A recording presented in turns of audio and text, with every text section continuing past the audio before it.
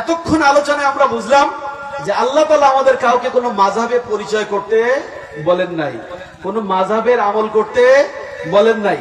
পীর সাহেব এমন ভাবে বলছেন, ইমাম সাহেব এমন ভাবে বলছেন, দরগা থেকে শিখে এসেছি, অমুক বই থেকে পড়েছি, অমুক ওয়াজ শুনেছি, অমুক আলেমকে দেখেছি, দাদা হুজুর কেবলা বলেছে, বাবা হুজুর কেবলা বলেছে। এগুলো কি ইসলাম?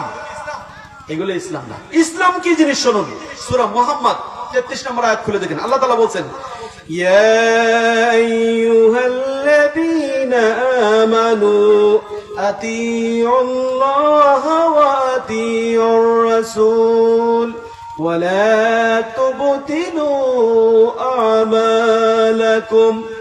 আল্লাহ সুবহানাহু ওয়া তাআলা বলছেন, হে ঈমানদাররা শুনে রাখো, আতিউল্লাহ ওয়া আতিউর রাসূল, তোমরা আল্লাহকে অনুসরণ করো আর রাসূলকে অনুসরণ করো। শর্ত দুইটা, আল্লাহকে অনুসরণ করো আর রাসূলকে অনুসরণ করলো।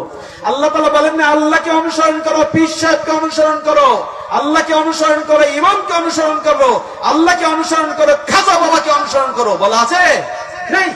কত সুন্দর কথা দেখেন।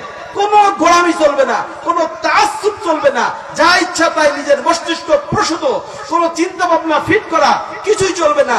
আল্লাহর আয়াতে করে ফয়সালা করে দিবেন, আতিউল্লাহ ওয়া আতিউর রাসূল, আল্লাহকে মানো আর রাসূলকে মানো, ওয়ালা তুবতিলু আমালাকুম, তোমরা যেন তোমাদের আমলকে বিনষ্ট করো না।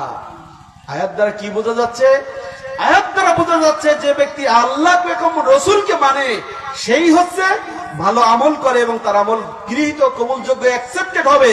কিন্তু যে ব্যক্তি আল্লাহ এবং রাসূলকে মানে না, সে যত ভারী আমল করুক না কেন, যত বেশি রাকাত সালাত আদায় করুক না কেন, যত বেশি ইবাদতে পরিশ্রম করুক না কেন, ওয়ালা তুবতিলু আমালাকুম, তার আমল দিন শেষে নিষ্পেষিত, বাতিল, অকেজ, অগ্রহণযোগ্য বলে বিবেচিত হবে।